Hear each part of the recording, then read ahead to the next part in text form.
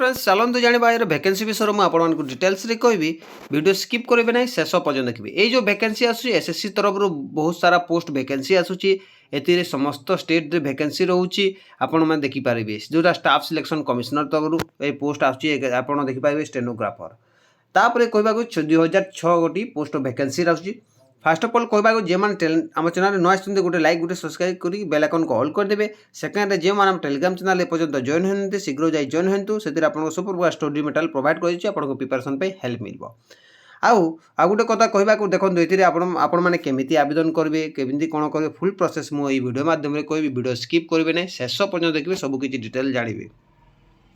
देखो ये जो पोस्ट वैकेंसी देखो एसएससी तरफ आई यहाँ पोस्ट हूँ स्टेनोग्राफर रोचे ए 2006 गोटी पोस्ट वैकेंसी रोचे ए मेल फीमेल समस्ते आवेदन करेंगे मेल फीमेल समस्ते आवेदन करेंगे कौन प्रोब्लेम हे ना ये मिनिमम आपको मिनिमम आपको 18 वर्ष हो और मैक्सिमम आपको 27 अधिक जदि होता ग्रुप डी ग्रेड डी आप देखिए सी रो30 वर्ष पर्यंत मिनिमम आपको ये प्लस टू पास प्लस टू पास जब कौन यूनिवर्सिटी होना कहीं जेको स्ट्रीम होना कहीं आप प्लस टू पास करते मैंने आवेदन करेंगे सहित कंप्यूटर एक्सपीरियंस थिबा दरकार बुझिले।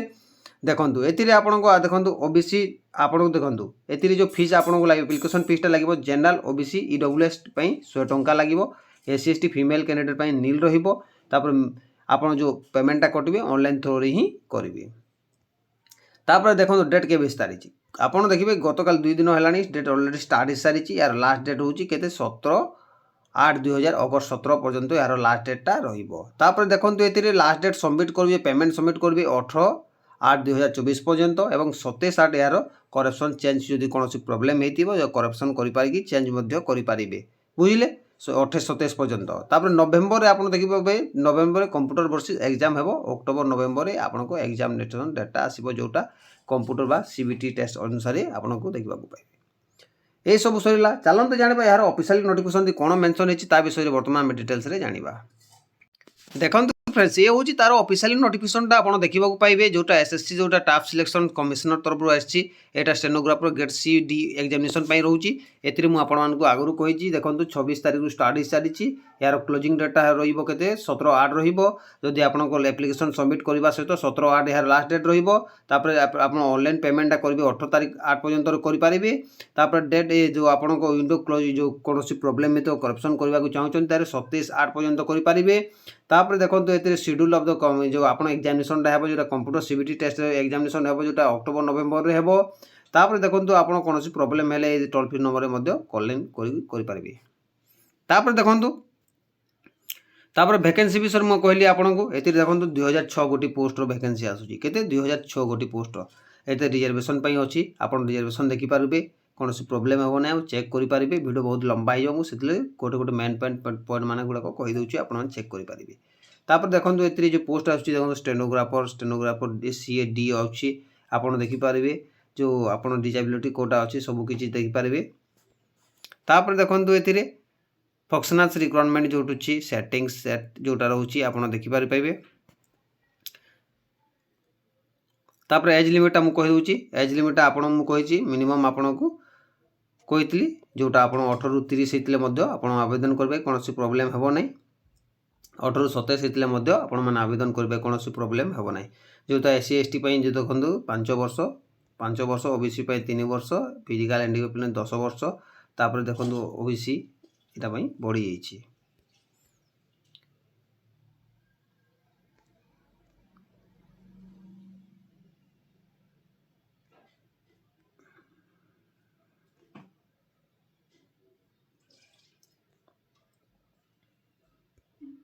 तापर आसला फ्रेंड देखो एजुकेशन क्वालिफिकेशन मिनिमम 12 आप जो प्लस टू जो पास कर मैंने आवेदन करेंगे कौन प्रोब्लेम हे ना केवल प्लस टू ही पास करते मैंने आवेदन करेंगे।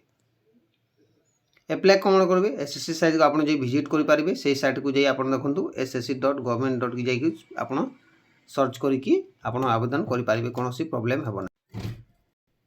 तापर देखो ऑनलाइन फीस एप्लिकेशन फीस आपको एप्लिकेशन कोई ओबीसी एससी एसटी पिला नील केवल ओबीसी पिला 100 टंका पे करने को पड़ो यथा ऑनलाइन मेथड आप करेंगे যথা আপনার দেখুন এতে ভীম UPI net banking debit card যেকୌଣସି মাধ্যমে হি আপনার আবেদন করে পারবে।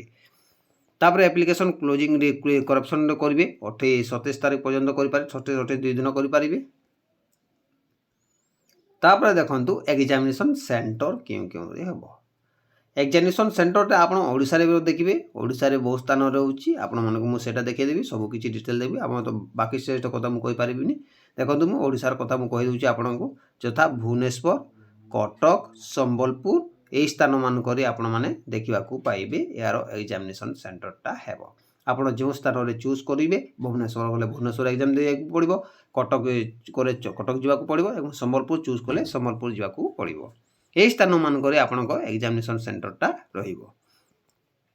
এসব চেক করে দেবে। ইয়ার পিডিএফ মতো এক্সাম শিড্यूल মতো মু আপনার কইদেছি, যেটা যে আপনার যে এক্সামিনেসন যে আসব, যে কোশ্চেন আসব দেখুন এতে আপনার দেখবে জেনারেল রিজনিং হচ্ছে, জেনারেল আনালিসিস হচ্ছে, ইংলিশ ল্যাঙ্গুয়েজ যে কম্বিনেসন রয়েছে সেটা আপনার চেক করেদেবে। আউ থরে চেক করেদেবে।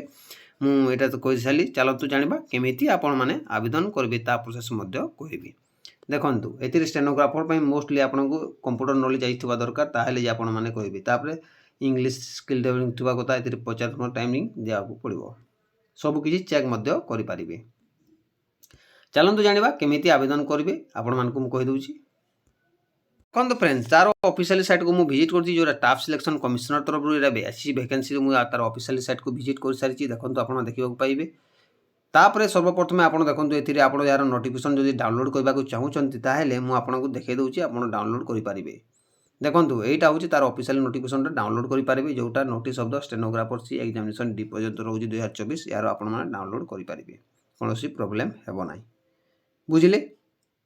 तापरे एप्लाई केमिति करबा देखो मु कहि दउछि।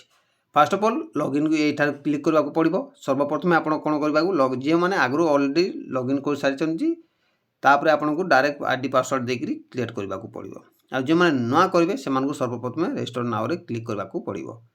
रजिस्टर नाउ रे क्लिक करले पड़े आपण कोन करबा को पड़िबो देखंतु। सर्वप्रथमे कंटिन्यू क्लिक करबा को पड़िबो। कंटिन्यू कले आपनको कोन करबा को पड़िबो, सर्वप्रथमे आपनको पर्सनल डिटेल देबा को पड़िबो। पर्सनल आपनको आधार कार्ड अनुसार करिवे, यस एंड नो करिवे। आधार कार्ड नंबर देबा को पड़िबो, वेरिफिकेशन आउथर देबा को पड़िबो आधार कार्ड। बुझिले? ता सरे आपनको आइडेंटिटी कार्ड नंबर देबा को पड़िबो। तापर आइडेंटिटी कार्ड नंबर देबा को पड़िबो, पुनी आउथर देबा को पड़िबो। तापर देखो वेरिफिकेशन कैंडिडेट नेम जो आपको मैट्रिक अनुसार सर्टिफिकेट अनुसार जो नेमटा अच्छी से तार देवाक पड़ो, आउ थे देवाक पड़ो, आउ थे देवाक पड़ो, तीन थर देवाक पड़ो। तापर आपको मेल फीमेल कोटा अच्छे से देवाक पड़ो, सिलेक्ट जेंडर जोटा अच्छे देवाक पड़ो। तापर आप डेट ऑफ बर्थ देवाक पड़ो, डेट ऑफ बर्थ आउ थे देवाक पड़ो। तापर आपको बापा ना देवाक पड़ो, बापा नाम आउ थे देवे, 2 थर 3 थर देवाक थरे देवे, 2 थर देवे। तापर मदर को नाम देवे, तापर आउ थे देवे, जार देवे आप 2 थर देवाक पड़ो। तापर मैट्रिक सर्टिफिकेट आप डिटेल देवाक पड़ो, क्यों बोर्ड आप सिलेक्ट करेंगे, आउ थे देवे, रोल नंबर देवाक पड़ो। तापर एतिर आप देखो रोल नंबर वेरिफिकेशन हो सारापर क्यों इयर पासिंग करते क्यों इयर देवे। तापर हायर लेवल एजुकेशन कौन अच्छी से देवाक पड़ो। तापर आपको मोबाइल नंबर जो मोबाइल नंबर चलुची से देवाक पड़ो। कैंडिडेट जो आप ईमेल आईडी जोटा भल चलुची से देवाक पड़ो। सेटा सरला आपको कौन करे सेव नाउ रे क्लिक करने को पड़ो। सेव नाउ क्लिक कर सारे आप रजिस्ट्रेशनटा हो रजिस्ट्रेशन हो सारापर आपड़ कौन करने को पड़ो। देखो रजिस्ट्रेशन हो सारापर आप लॉगिन करेंगे कि पासवर्ड क्रिएशन करेंगे, पासवर्ड करेक्शन करेंगे। आउ थे पासवर्ड करके नुआ पासवर्ड भूली जाती क्रिएट करके नुआ पासवर्ड करेंगे, फॉरगेट पासवर्ड करके। यही सब सरला आपण मैंने जानले। वीडियो पसंद लगे गोटे लाइक गोटे सब्सक्राइब कर बेल आइकन को ऑल कर दे। प्रत्येक दिन किसी ना किसी अपडेट आपण मैंने आम चैनल तरफ पाई पारिबे।